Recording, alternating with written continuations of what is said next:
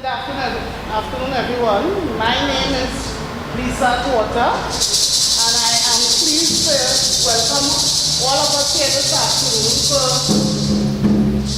this little program that is a bit different. We have in our midst some esteemed guests who will be hearing from shortly.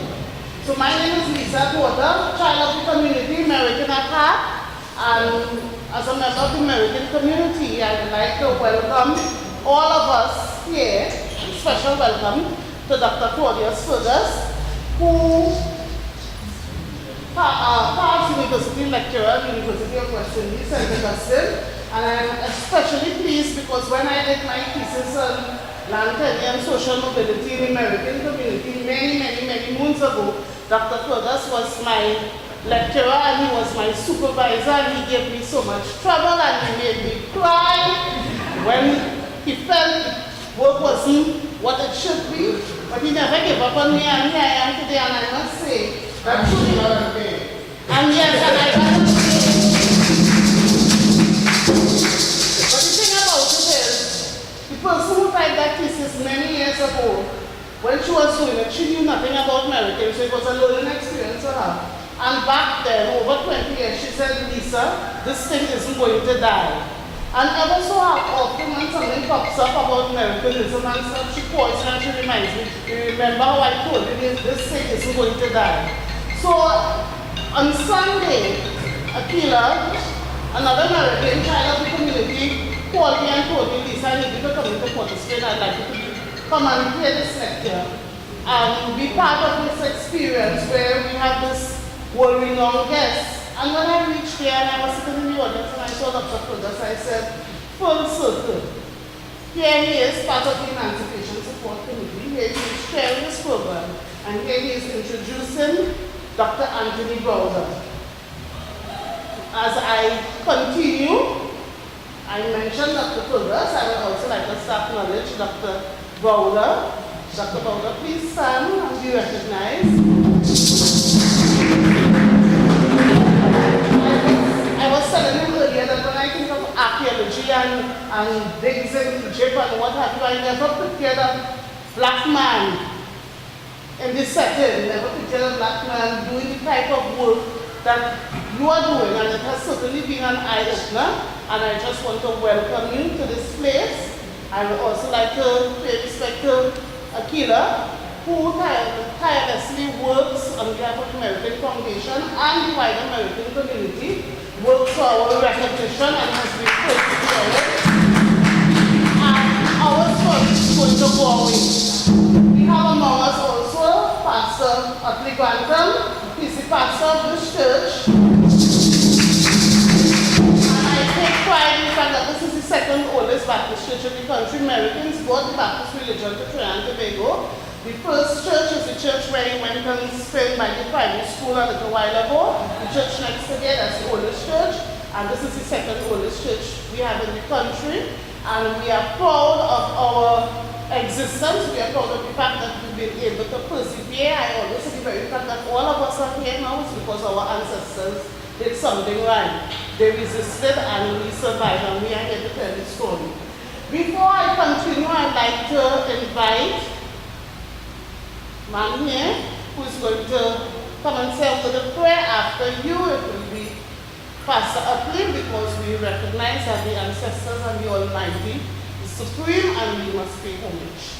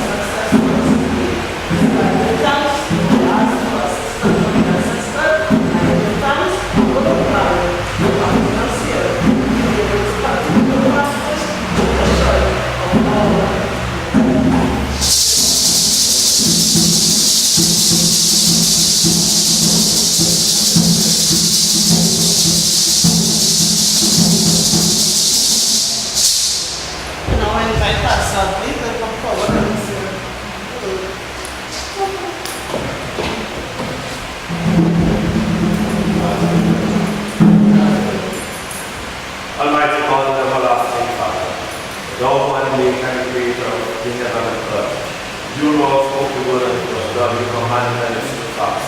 Lord, and from the dust of the earth before man, and breathed to man's nostrils breath of life, and man became a living soul. And Father, we thank you for all your spiritual blessings in the many places in Christ Jesus. We thank you for your great grace and love and mercy given towards us. We thank you, O God, for the peace that you have given to us that passes all understanding. We thank you, great God, for our fathers. We thank you for the work. We thank you for the labor of love. We thank you especially for the foundation that we, gracious God, will continue even to build hereupon. We thank you, O God, for this day, and we thank you, gracious God, even for those whom we have brought together at this time in this appointed place. We know, gracious God, that the presence is still here and everywhere. And Lord, we welcome, we acknowledge the presence, and we pray, dear God, that you will go down before us, and all that has to be done and said today will bring honor and glory to your name, and will continue to inspire even your people. We thank you, Lord, for Sister Lisa, and we thank you for the various listeners and lecturers that you have to stand before us today. And grant, O God, that we stand with greatness and boldness, that God, you are able, and you are able to exceedingly abundantly above all we may ask or think of you. And grant at the end of it, gracious God, our heart will be encouraged, we will be more conscious of who we are, where we are destined for, and to know that God, you are able to lead us to the end. With all before us now, we ask in Jesus' name.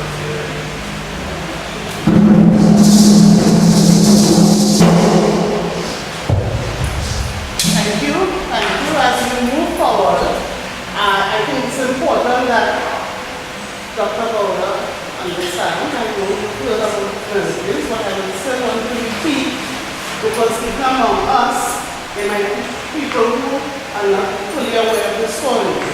So ours is a story of resilience. Many times over, our ancestors came to this country more than 200 years ago as free people. I think it is important that we understand that Africa is the ancestral homeland of people of African descent. But we were forcibly removed because of the business interests of the Europeans. Some of us here, like me, I could trace the plantation. I know the plantation where my great-great-great-great-grandparents came from in Virginia. His name was Samuel Atwater, and he was a slave on that plantation. During the War of 1812, a war that was fought between America and Britain, Africans who were enslaved at that time were encouraged to run away and fight on the side of the British. They were recruited from areas like Chesapeake, Georgia, Virginia, Maryland. They were recruited in company batches, and they practiced the word of warfare. They fought on the side of the British, but the British lost the war. The British was fighting America, as she has been fighting since 1776. Because America was once a colony and she had just lost a prize colony. But she didn't give up and she continued to fight even until 1812. And out of that 1812 war, our ancestors, a lot of people who are sitting on here, ancestors, ran away, fought on the side of the British. The British lost the war. But she could not leave us here because she had already armed enslaved Africans. She had already armed us, and slavery was still legal in the United States of America. Trinidad being a young plantation colony, it was decided that they would transport these people from America to Trinidad. Yes, young plantation colony, and yes, a young territory, because Trinidad became British in 1797. And this area was virgin territory. No houses or anything like that. And she decided, when I say she, I mean Britain, decided to put us here. You put a few hundred men and women and children in this desolate, isolated place, and you left them. And we survived. We are responsible for building the Merikins Road. We are responsible for the introduction of hill rice. We are responsible for the Baptist religion. We are responsible for taking care of ourselves for the past 203 years. We were recruited in various companies, first, second, third, fourth, fifth, sixth company. So you drove through some of those areas this afternoon. First company is Hindustan up by the Devil's Woodyard where you visited. Second company is Pretty Cafe on your way to there. Third company is where we are now, and this church is called Third Company Baptist Church. It's also the Moroga Road. Fourth company is on the other side. It's Williamsville.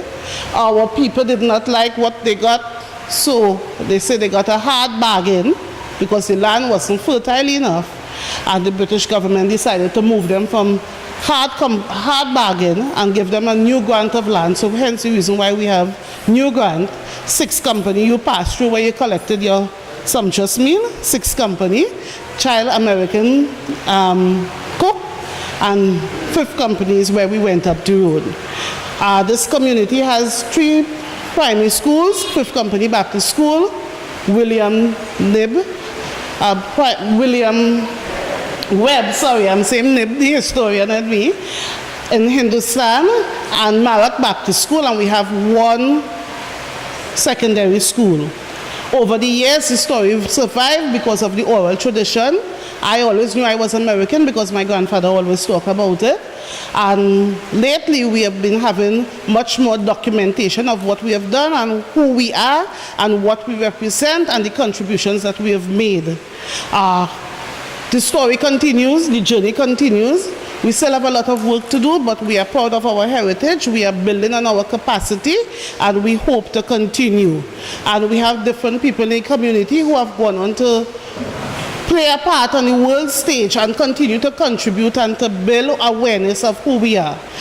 At this point, I'd like to invite Sister Akila to come and bring a short word on other exploits of Merikins before we invite you to entertain us.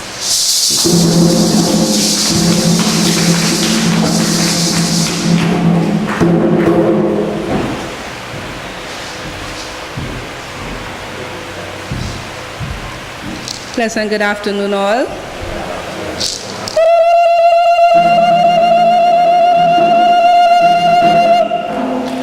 We were not born in Africa. Africa was born in I. So we all are Africans. Yeah? So the question sometimes asks, am I an African? I say yes.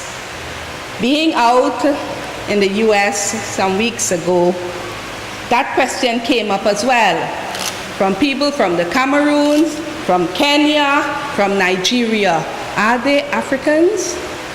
The answer was, we were not born in Africa. Africa was born in I. Yeah, so again, I said thanks. Thanks for this moment. Thank you, Pastor, for opening up the space for us. Thank you, Lisa, for being a Merikin soldier, a true soldier. And thanks to all the Merikins here. And again, we welcome our guests. We welcome our professor. We welcome Professor Fergus from Trinidad here, who is always there, willing to bring us on the radio station to talk more about the Merikins. And again, our great professor, Anthony BROWDER, who is here to tell us a little more about, our history, Africa, the realness of Al-Kibulan. But most of all, I want to say thanks. Thanks for the keepers of traditions. Thanks for you and you who are proud to say, I am Merikin, and to hold on to your history, because little again, we have nothing to pass on to our children. We cannot fail the next generation. We have to keep the history alive. So 2 years ago, we put up some history boards throughout the community. First company, second company, third company, fourth company, fifth company, and sixth company. And again, that is to remind all, not just the Merikins, but the others who are invading our spaces, who are encroaching on our land space. Let them know we are in charge. We're supposed to be in charge. When you say one Merikin, whether it's Atwater, 16 acres, Elliott, 16 acres, Allen, 16 acres, Cooper, 16 acres, Saunders, 16 acres, Ayres, 16 acres. And where's that 16 acres? Where is it? Why is our children still, some of them still have to rent from the Indians or rent from somewhere and they can't get a house spot? So we have to stand up and defend this place, because soon the Merikin space will be a heritage site. Will be a heritage site, and we'll have people coming in here to see how we live, how we eat, how we dress, how we walk, how we talk, how we keep the tradition alive. So again, I want to say thanks to all those who have been walking in the field, who have been preaching the word of Merikin. Kerwin Calendar, for one. He joined us in Suriname, in Grenada, in America, in Carriacou. I took this work to Grenada, America, Carriacou, UK, St. Vincent with the Garifuna and the Kalinago people, and recently we were in the US, both Lisa and I. We are part of the Maroon Women Chambers of Corporation, and you'll hear the words maroon, the word maroon, and you'll say, where did that come from? Is it a color? I heard someone ask me that question already. No, maroons are people who free themselves, Africans who ran away from plantations, burned down plantations, free themselves and their families from the oppressive system. Yeah? And the marriage of Merikins took place in the US, where our foreparents, our ancestors ran away from plantations, hid in the swamps, hid in the shoreline, hid in the forests. Yeah? Dog back, don't look back, don't stop. Just keep going, keep going. You hear gunshot, keep going, keep going. Baby cry, keep going, run for freedom. And this is what it was about. And again, I say thanks to our ancestors. We cannot fail them. And this day, as we gather here today, you know, we have to continue learning more and more and more, and getting the information into the schools, getting the information in the churches, getting the information in the football field. Let the children be more aware of who they are and from whence they came. All right? So from this day, my people, we have to be proud. Proud of who we are. Proud of who we are. You see that table there? Food. Food is power. We never know American to be hungry.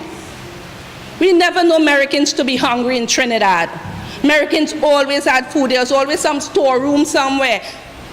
Pig and goat and chicken and ducks and Edos and Dashin and Tanya and Christophine and sorrel and pigeon peas. We always had food. Now you can rice and bene and corn. We came with these things.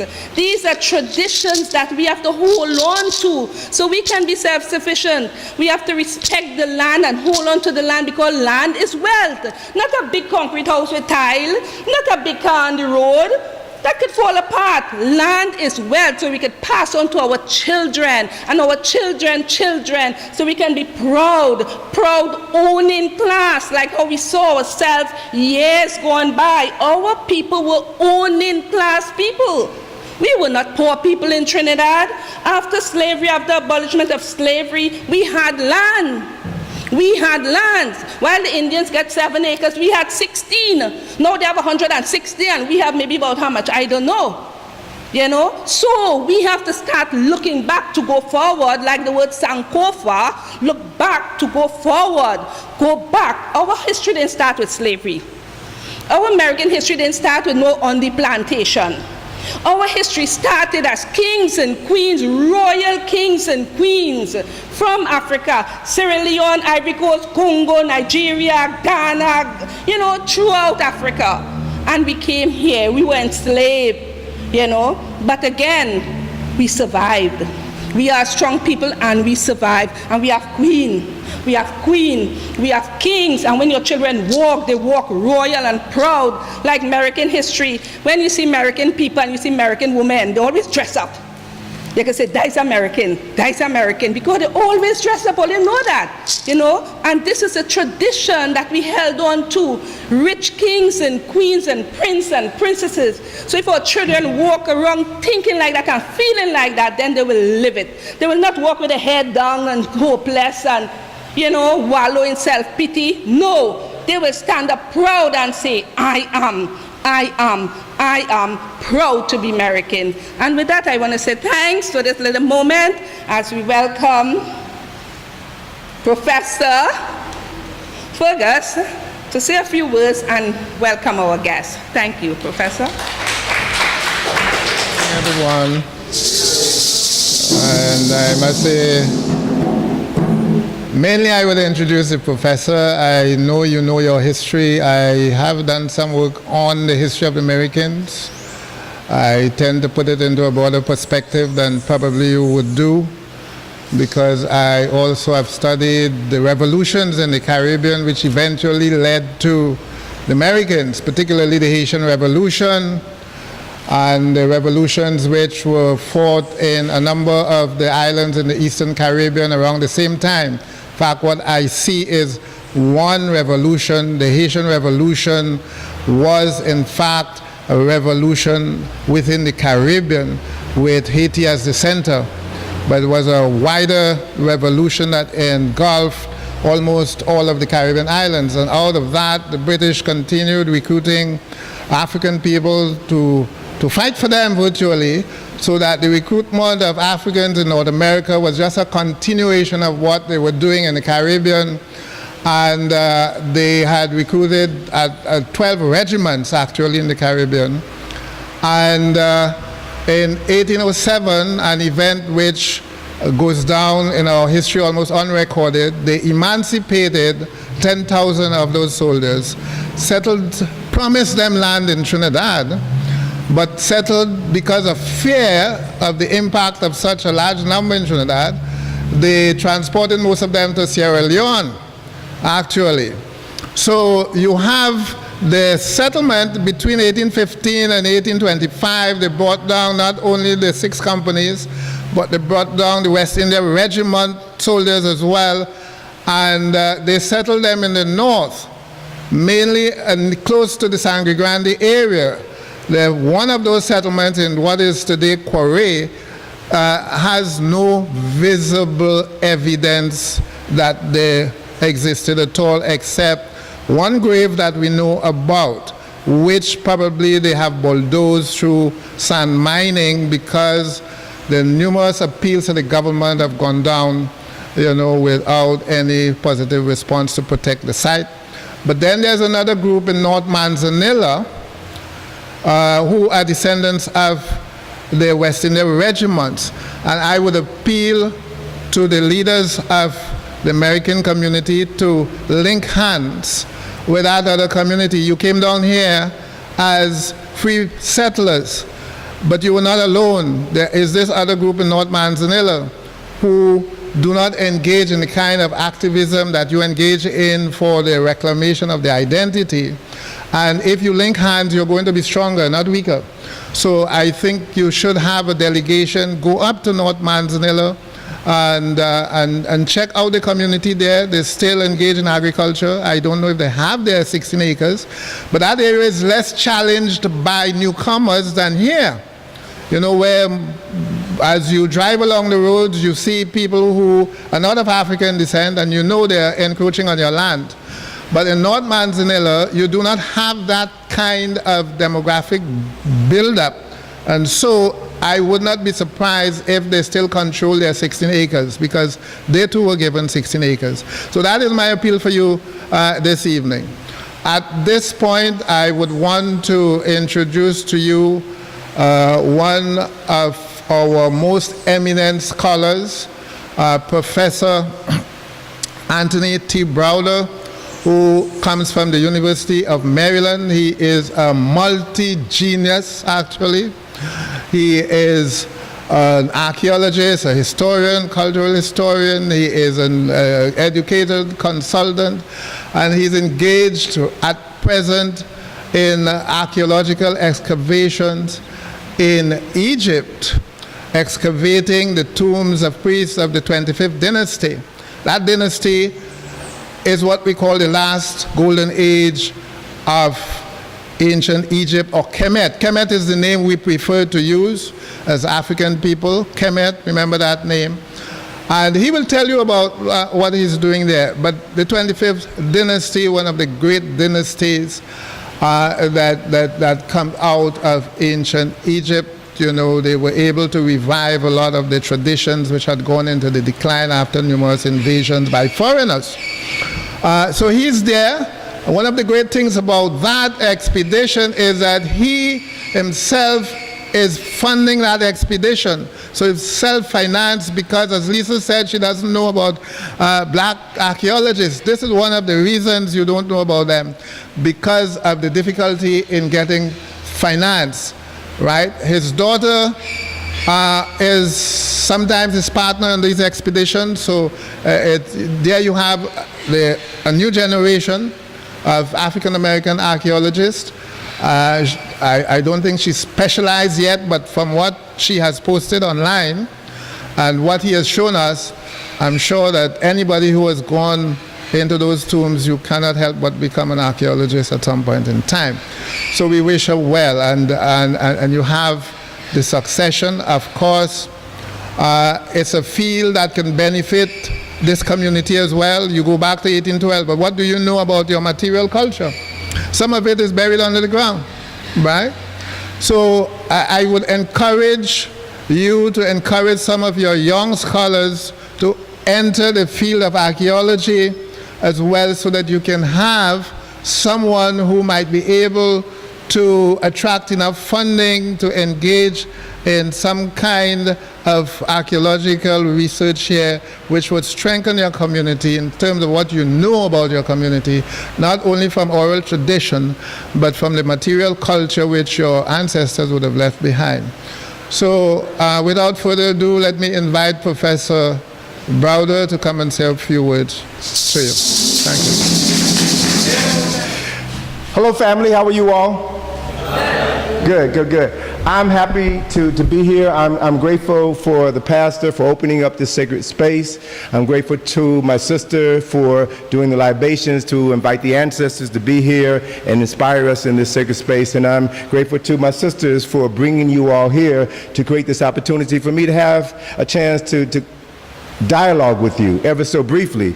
As I was eating my lunch back in the back, had a conversation with my sister here about war, right? The Americans are here because of a war, because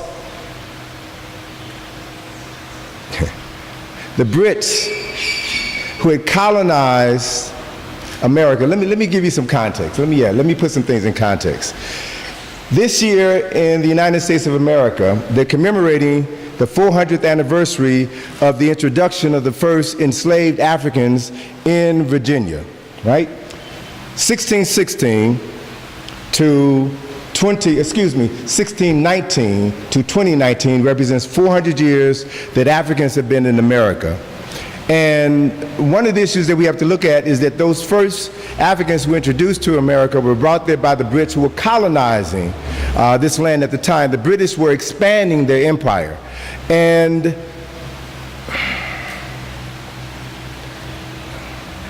let me say this. I mean, there's so many things I want to say, but I want to say it correctly, and I want you all to understand my spirit. I hate the British. I despise the British, and I despise their cousins, the Americans. America is an extension of British. Why do I say that? Hate is such a harsh word, but why do I say that? I say that because the British were the most successful enslavers of African people in the history of slavery. They profited more from the theft, sale, and enslavement of African people than any other nation on this planet. Britain, this tiny little island off the coast of Europe. The British don't even consider themselves Europeans. They will proudly say, and that's why they're separating from the European Union. They're not European, they are British. They see themselves as distinct from everybody else in this world. So the question that we have to ask ourselves is, how did this tiny little island come to control 85% of the planet and over 90% of the planet's resources? Why is it that English is the language of commerce? English is the language of mathematics. English is the language of science. How is it that these people from this tiny little island control most of the world? We were told that the sun never set on the British Empire. They control and dominated people all over the planet. So one of the things that we have to do is to begin to look at these people. Who are they? What is the evil spirit that possesses them that has caused them to go all over the planet, reaping death and destruction to everyone that they discover, everyone that they colonize, and everyone that they enslave. We got to have some context for this. Ossie Davis, the African-American writer, playwright, movie star, was the man who eulogized Malcolm X, 1965. He referred to Malcolm X as our black shining prince. Ossie Davis also wrote a small article in the 1960s entitled "The English Language is My Enemy." The English language is my enemy. And in this article, he said that there are approximately 127 adjectives for the word black in the English language.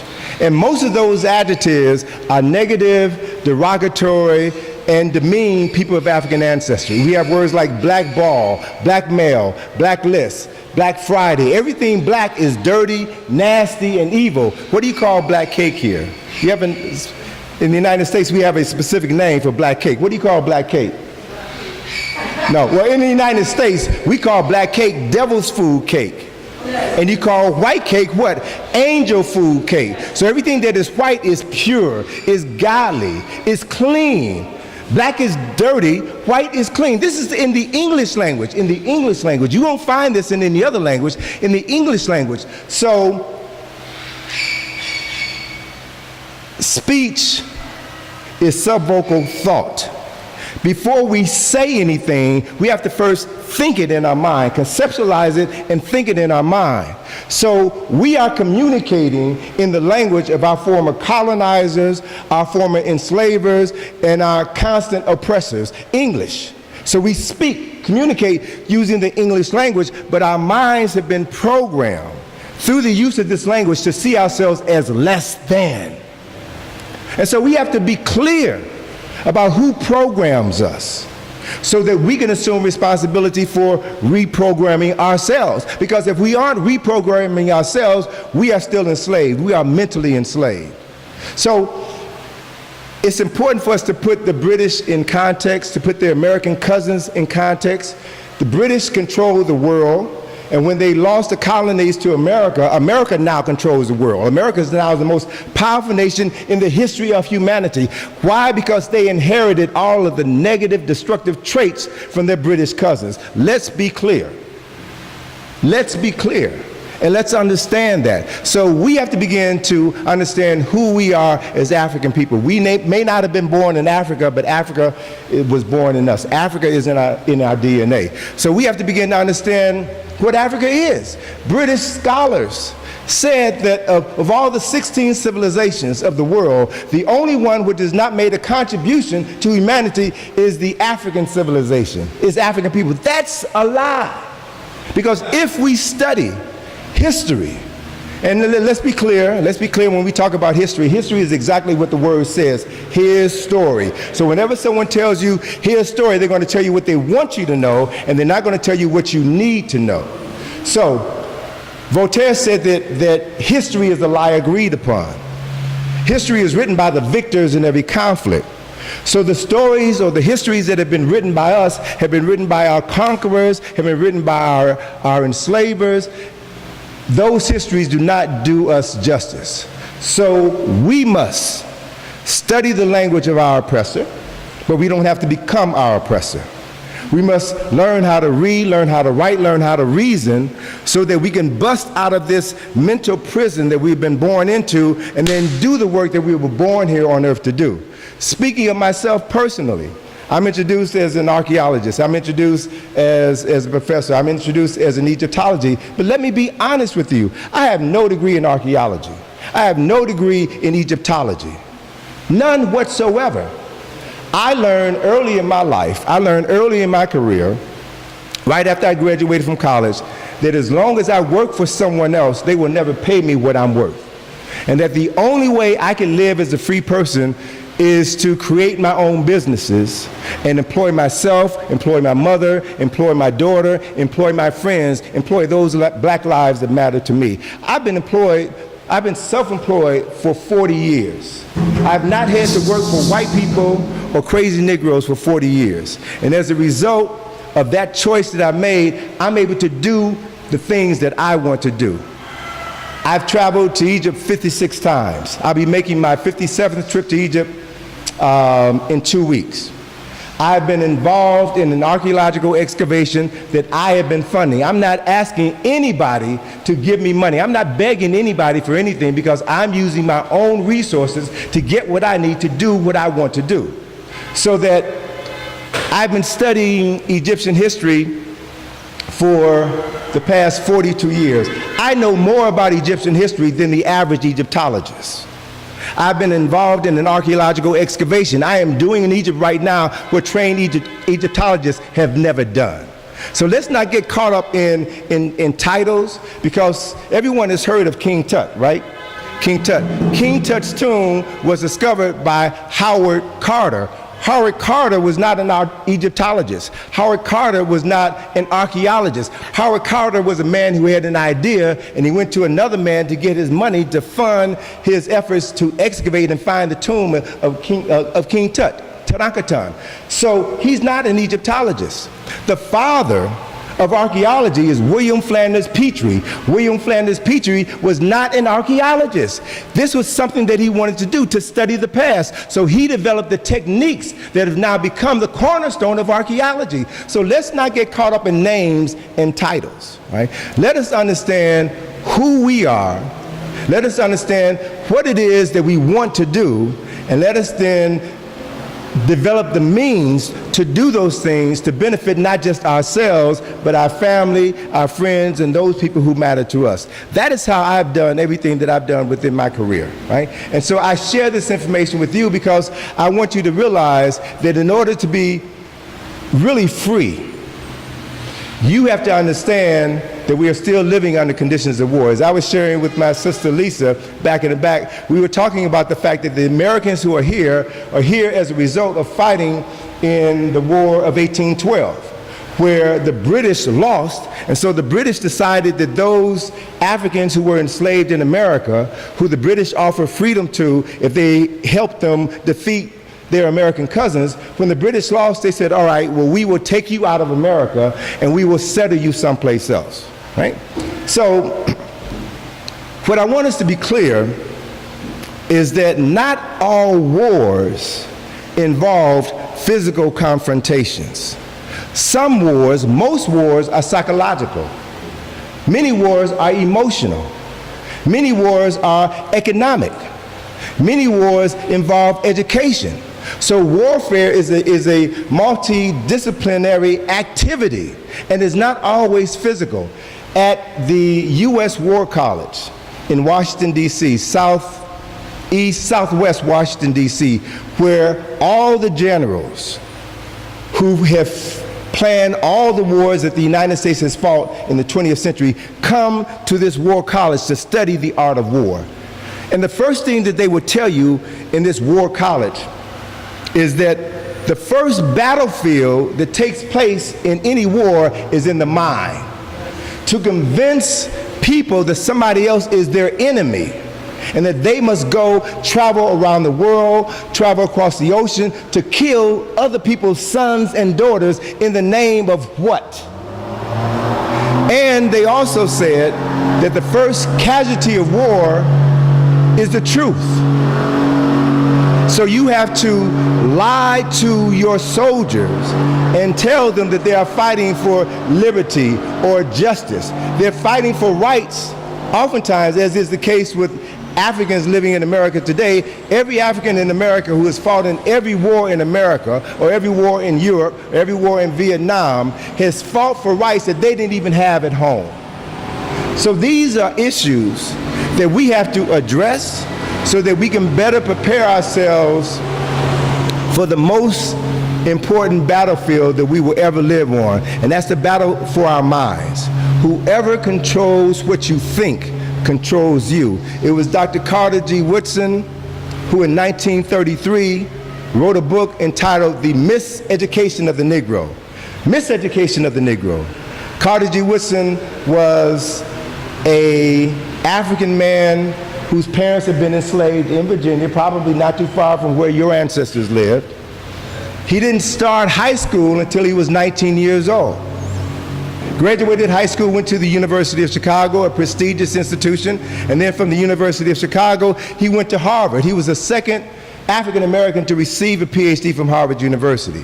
And then he traveled throughout Europe studying educational systems in Europe, and then came to Washington, D.C., his home, to study the educational system for Negroes in Washington, D.C., the capital of the wealthiest and most powerful nation in human history.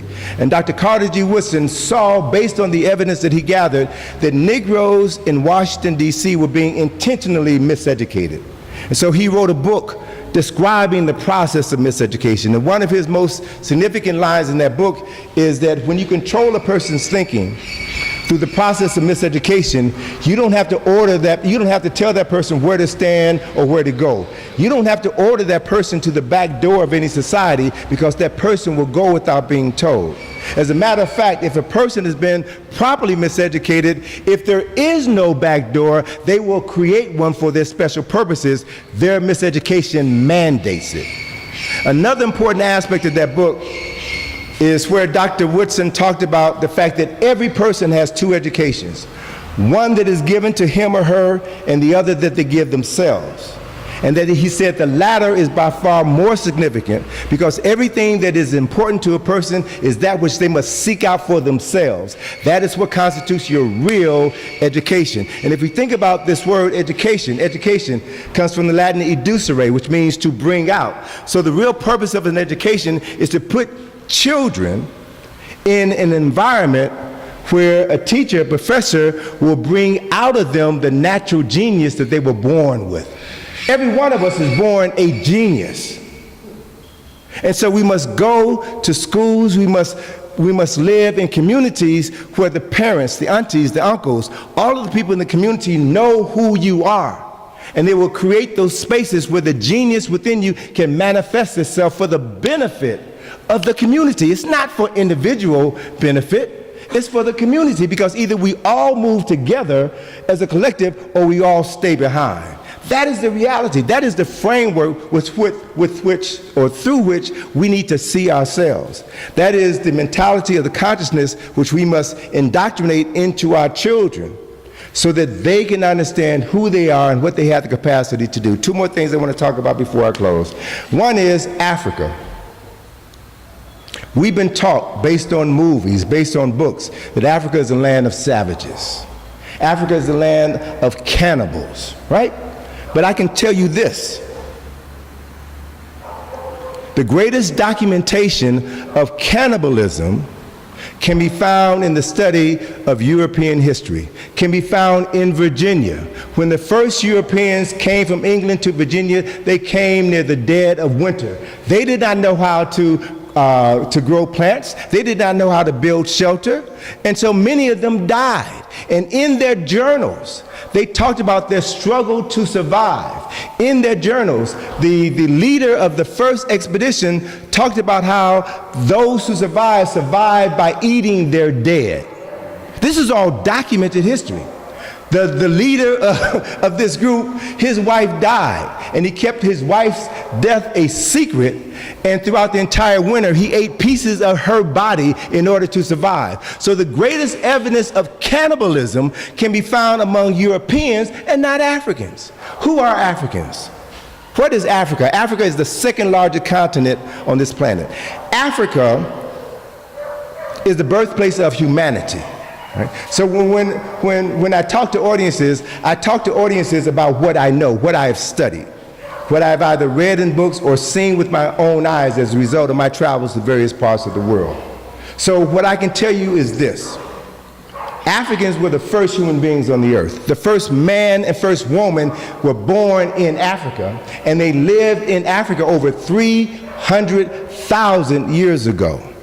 We know, based on the scientific evidence, that the people now classified as Caucasians, the people that we now identify as Europeans, that those people have only walked on planet Earth for approximately 8,000 to 7,000 years.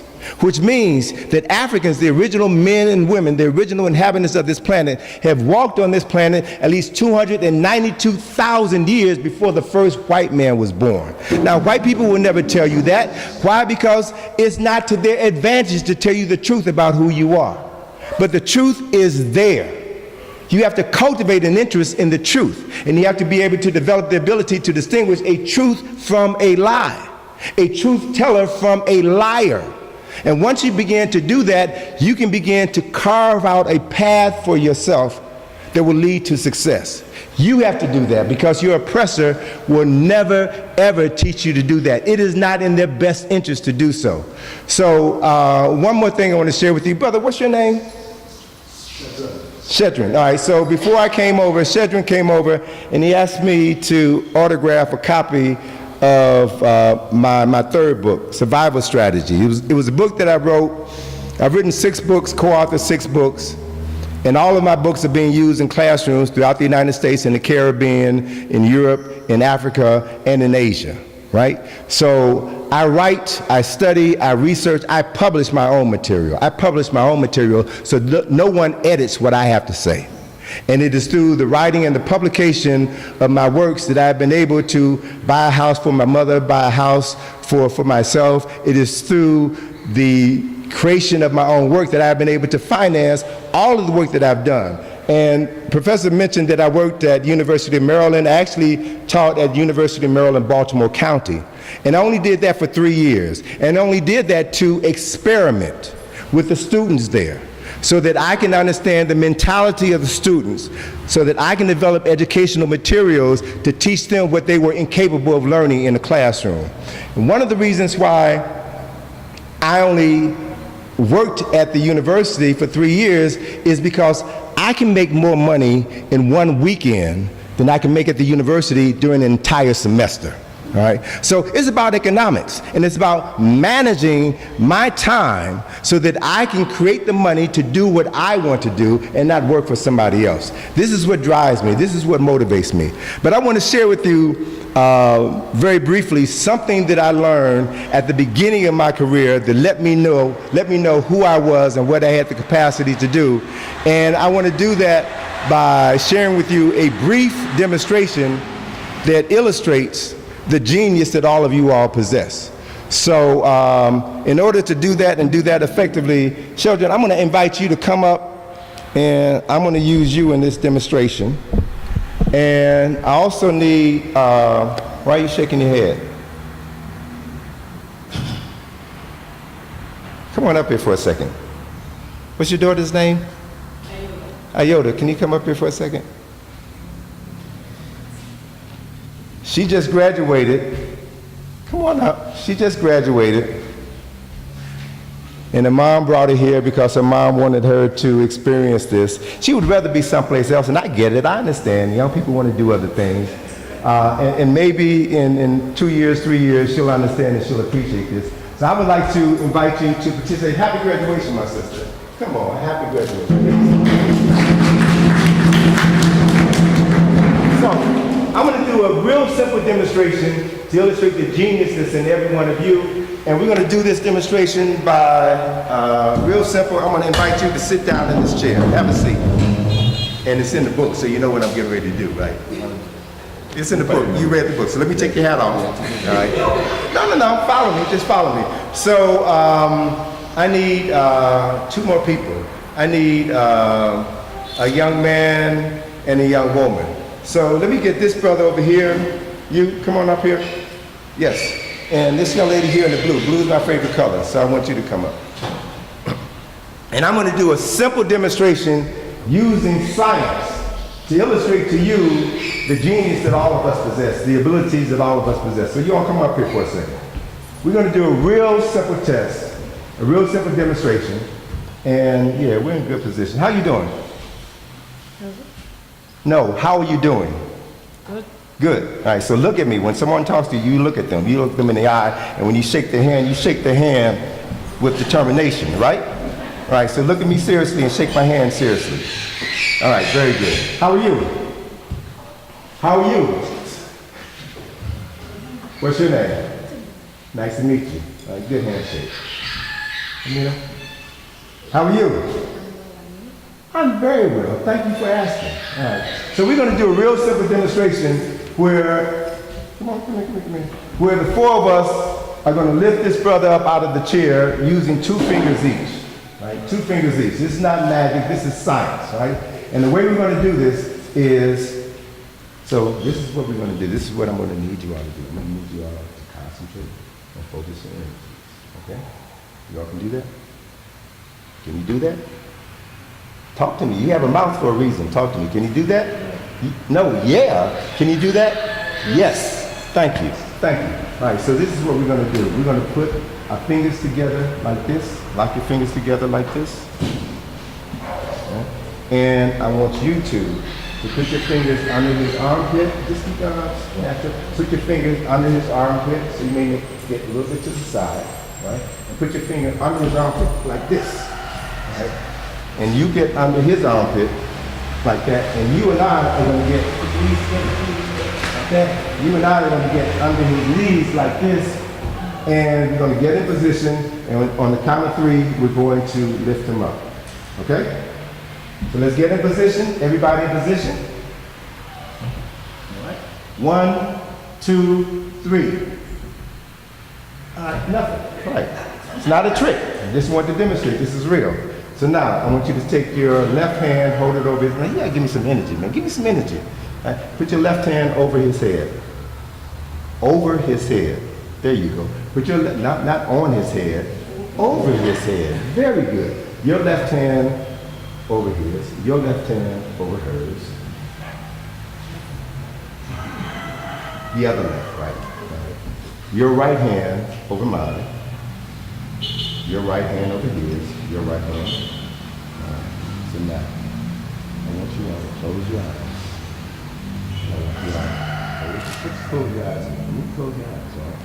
And take a deep breath. And I want us to see, I want you all to see in your mind's eye. I see lift your hand up so you're not touching. Lift your hand up, keep your hand up. Right? I want you all to see in your mind's eye. Lift your hand out of the chair.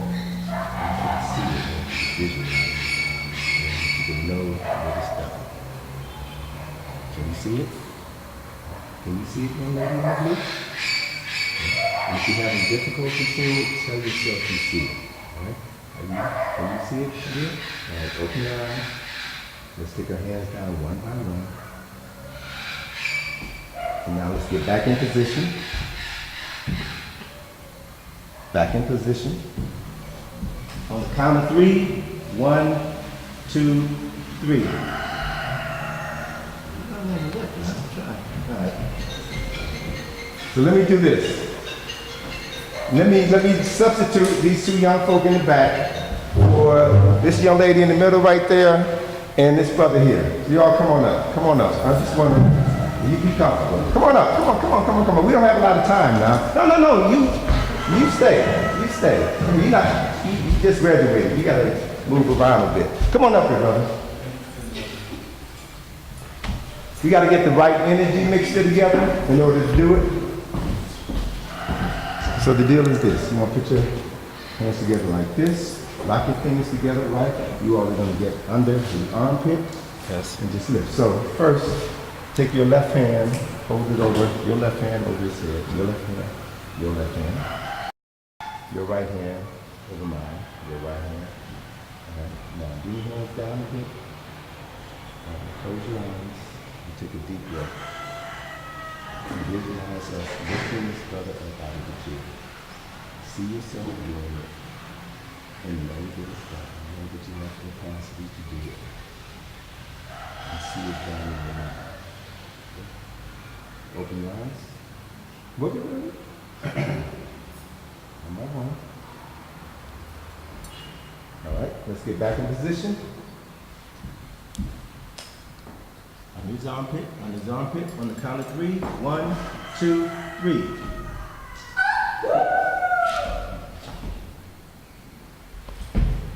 All right, so, thank you. So thank you, brother, thank you. So let me explain to you what we did. What I just demonstrated to you was science. Science. Science comes from the Latin serere, which means to know. Science is knowledge. Science is applied knowledge. What I demonstrated to you is what I learned a long time ago, is that our bodies are vessels through which energy enters into our bodies, through our heads, and it also comes in through our left hand and out our right hand. So we are vessels through which energy flows. Energy is flowing all around us. Energy is what creates our reality. So our bodies are vessels or channels through which energy works. So you all, everyone here remembers when a baby is born, right? When a baby is born, a baby has a little soft spot in the center of his head, right? That's where the energy comes into their body. And then it slowly closes over time and seals that energy in your body. The energy moves through your left hand and through your right hand. And everything that you eat either builds up that energy or depletes that energy. Everything that you drink either builds up that energy or depletes the energy. So it's about maintaining the power source within your body, right?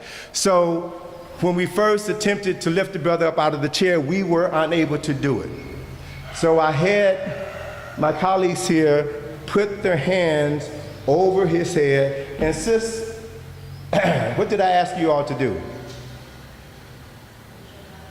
I can't hear you. All right, say that, repeat that again.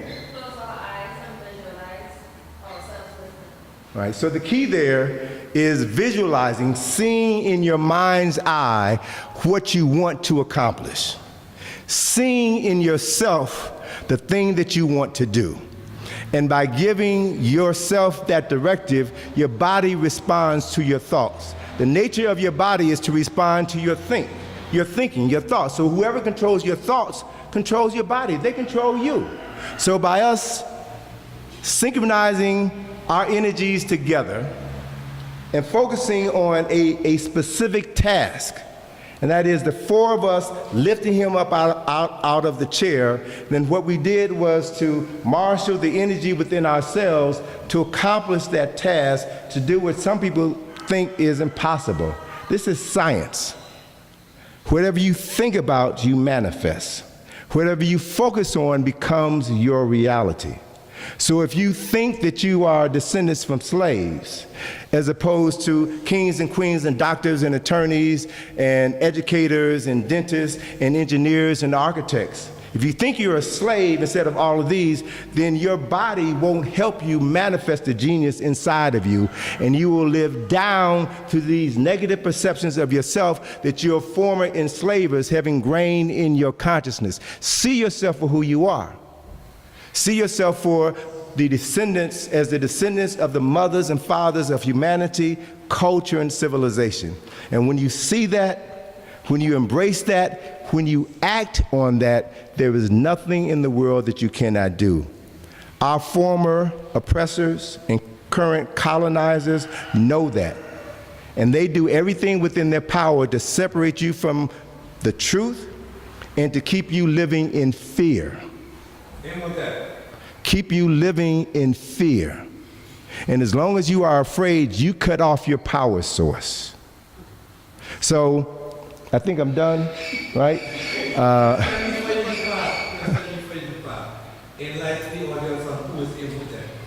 Who is Imhotep? All right, so in the history of humanity, Imhotep was prime minister to the king Zoser. Zoser was a king of the 3rd dynasty in ancient Kemet, ancient Egypt. And Imhotep was his prime minister. He was a philosopher. He was a poet. He's also recorded in history as the world's first physician. He was the architect and engineer who designed the step pyramid at Saqqara. The step pyramid is the first building made of stone on this planet. It is a 19-story skyscraper that is still standing in Africa today, in the city of Saqqara. It is a testimonial to the genius that we all have. So Imhotep is regarded as the world's first multidisciplinarian, the world's first genius. Imhotep is an African. There was a book that was published several years ago entitled Imhotep the African.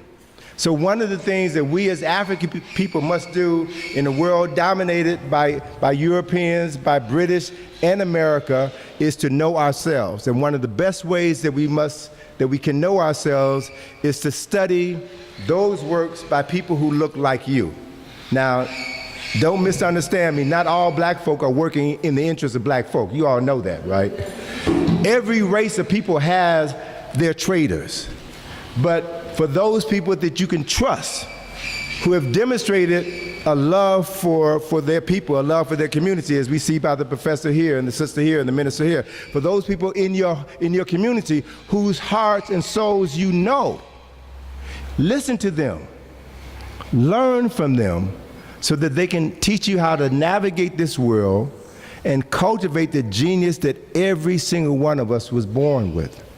And as we begin to embrace that awareness, we change the way we see ourselves, we change the way others see us, and we change the world in which we live. This is where we're moving. And our oppressors know that this is happening right now, and there is nothing that they can do to stop it. There is nothing that they can do to stop it. Africans all over the world are starting to wake up. Africans are reading and studying and bringing knowledge to their communities. They're using technology, they're using cell phones, they're using other devices to spread the word. You all have a story here that needs to get out to the world.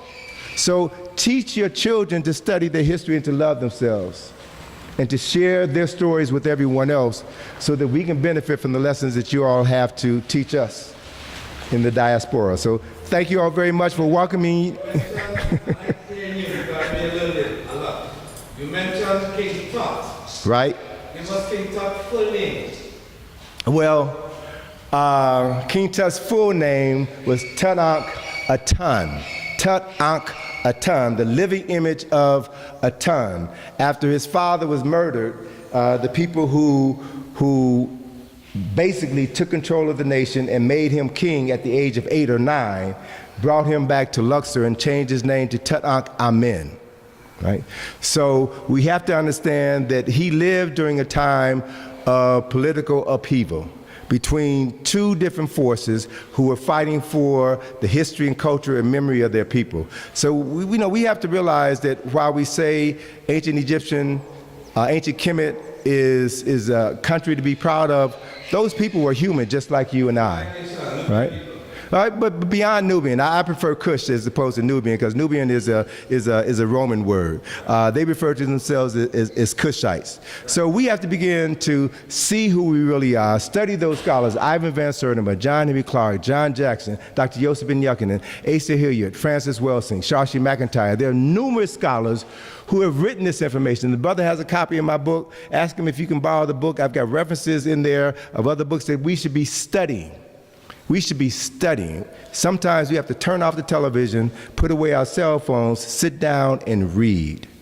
Sit down and read and learn and build on what you learn. Thank you all very much. Lisa, good. Small is good.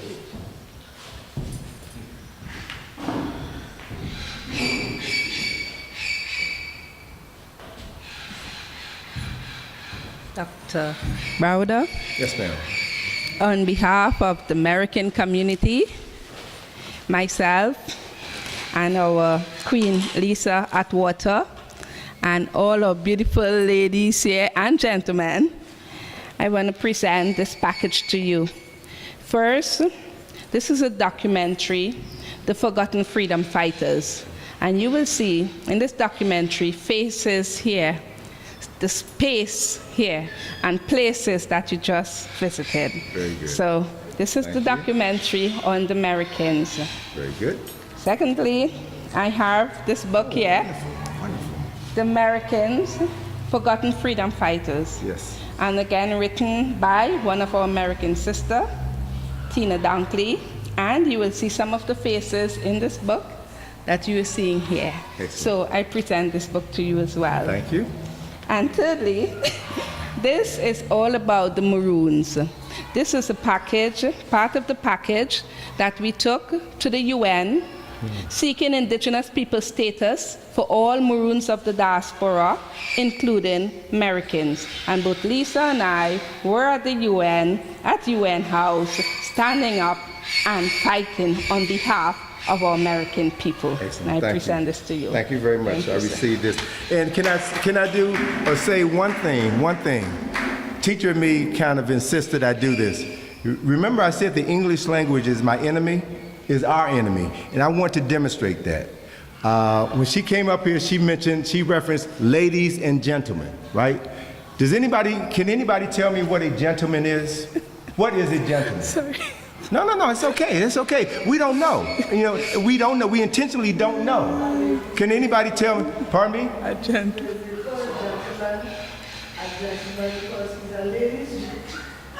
Gentle. No. So let me tell you what a gentleman is. What the British definition of gentleman. According to British tradition, a gentleman is a man who beats his wife gently with an open hand as opposed to a closed hand. That is a gentleman. So I see brothers and sisters in this room. Brothers and sisters, I don't see any gentlemen. I see no gentlemen.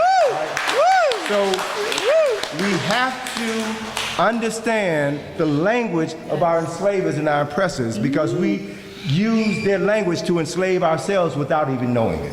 Okay? Thank you. You're welcome. Thank you. You're welcome. Thank you. All right, come on up here, Lisa. Hey, Lisa. I'm not going to say ladies and gentlemen. What are you going to say? Brothers and sisters. There you go. There you go. Brother man. There you go.